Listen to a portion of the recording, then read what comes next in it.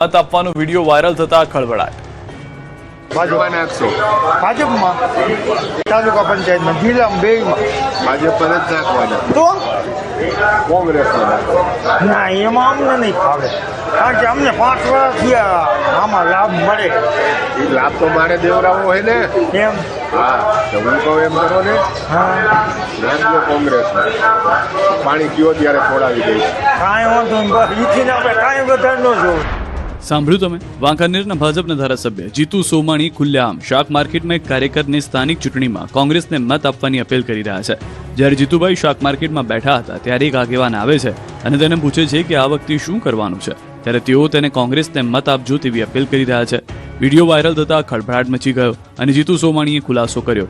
સાંભળો। આ દલડીવાળાની જે વાત રહી એ આ વિષયમાં મારી ટીખળ કરવા આવ્યો હતો અને એ કોંગ્રેસી હતો અને મારી પાસે ટીખળ કરી અને મને એમ કહે કે મત કોને આપવાના છે। એટલે ભાઈ હું તારી પાસે ગમે તેટલું કરું, હું તને ગમે તેટલું કહું, તું ભારતીય જનતા પાર્ટીને મત આપવાનો નથી, કોંગ્રેસને જ મત આપવાનો છો અને તું જે વસ્તુ ટીખળ કરવા આવ્યો છો એ આ તારી ટીખળ છે। અને બીજી વાત એ છે કે મેં દલડી ડીઘલિયામાં કોઈ દિવસ પાણી છોડાવેલ નથી, તો હું અહીંયા મત કઈ રીતે માગી શકું? આ એક મને બદનામ કરવાનું કાવતરું છે અમુક તત્વોનું, અને એ બદનામ કરવાનું કાવતરું ઘડી રહ્યા છે। અમદાવાદ કોંગ્રેસના કોર્પોરેટરની ડિગ્રી વિવાદ બાદ ભાજપના કોર્પોરેટરની ડિગ્રી નકલી હોવાનો આક્ષેપ। અમદાવાદમાં મહાનગરપાલિકાની ચૂંટણી પૂર્ણ થયા બાદ કોંગ્રેસ અને ભાજપના કોર્પોરેટરની ડિગ્રી પર વિવાદ છેડાયો છે। કોંગ્રેસ પાર્ટીના કુબેરનગર વોર્ડના વિજેતા ઉમેદવાર કલ્પના કોડેકરે ચૂંટણીમાં રજૂ કરેલા દસ્તાવેજોની ખરાઈ કરતા સ્કૂલ લિવિંગ સર્ટિફિકેટ બનાવટી મુકાયું હોવાનું સામે આવતા પોલીસ ફરિયાદ થઈ, ત્યારે હવે કોંગ્રેસે નરોડા ભાજપના કોર્પોરેટરની ડિગ્રી નકલી હોવાનો આક્ષેપ કર્યો છે। નરોડા વોર્ડથી ચૂંટાયેલ ડોક્ટર ચંદાબેન પટેલની ડોક્ટરની ડિગ્રી ખોટી હોવાની ફરિયાદ નરોડા કોંગ્રેસ ઉમેદવાર જીગર વ્યાસે નોંધાવી છે।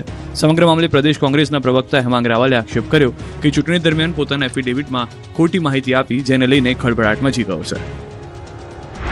તેમની એફિડેવિટ ચેક કરતા માલુમ પડ્યું કે તેઓ નકલી ડોક્ટર છે, ઝોલાછાપ ડોક્ટર છે, ખોટા દસ્તાવેજોને ભ્રમિત રીતે રજૂ કરીને મતદારોને પણ છેતર્યા છે। અને જ્યારે એમણે એમના બેલેટ પેપરની અંદર પણ ડોક્ટર ચંદાબેન વિઠ્ઠલભાઈ પટેલ નામ લખાવ્યું હોય, ત્યારે આ મતદારોની છેતરપિંડી છે, એની સામે ફરિયાદ નોંધાવી જોઈએ અને આ બહેન જે ચૂંટાયા છે એમનું સભ્યપદ છે એને પણ રદ કરવાની અમે માગણી કરી રહ્યા છીએ।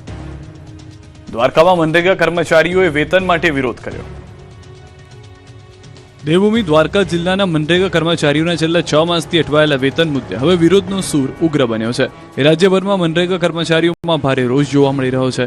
ગ્રામ વિકાસ વિભાગ સામે ગંભીર આક્ષેપો સાથે કર્મચારીઓએ કાળી પટ્ટી ધારણ કરી વિરોધ પ્રદર્શન કર્યું। દેવભૂમિ દ્વારકા જિલ્લા ગ્રામ વિકાસ એજન્સી ખાતે કર્મચારીઓએ જિલ્લા વિકાસ અધિકારી અને ડાયરેક્ટરને આવેદનપત્ર પાઠવી વહેલી તકે ચૂકવણી કરવાની માંગ ઉઠાવી છે। નોંધનીય છે કે રાજ્યના વિવિધ જિલ્લા અને તાલુકા પંચાયતમાં ફરજ બજાવતા મનરેગા કર્મચારીઓ અને અધિકારીઓને છેલ્લા 6 માસથી વેતન નહીં મળતા કર્મચારીઓ આર્થિક સંકટમાં સપડાયા છે।